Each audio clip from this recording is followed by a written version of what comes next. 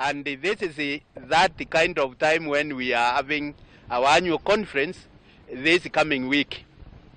But during these times, because of some people who have been interested or have been having much vested interest regarding the properties and also the influencing of the church, those interests come during such times because they don't want us to pass any new resolutions. They don't want us to do elections because they would like to have their own people that they can control or manipulate. And for that reason, we have seen severally them going to court to bar us from holding our annual conferences. In 2016,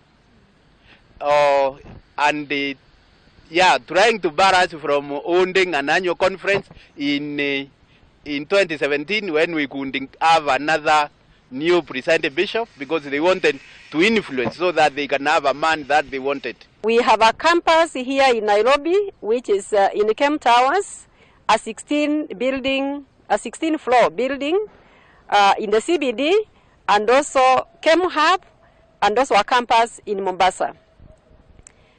This, because of the many resources that it has and the income that it generates, becomes an enemy of the enemies of both the institution and the church, who would like to see the institution sold so that they can be able to buy it. So when some of these people who used to be leaders in the church see that kind of growth, see that kind of power that is moving within the church, they are jealous. Greed for money, jealousy are the things that are driving most of the people that are rising up against the Church of Christ. However, we are not discouraged. We are moving on forward with strength and knowing that we shall overcome. Like last year, when there was an attack at the Methodist headquarters, and we could not understand how people could come from places and even take people that are non-Methodists just to come and take the leadership of this church by force. This is a church. This is not a company. This is not an institution out there. And therefore this is a church that should be giving guidance and direction to people out there.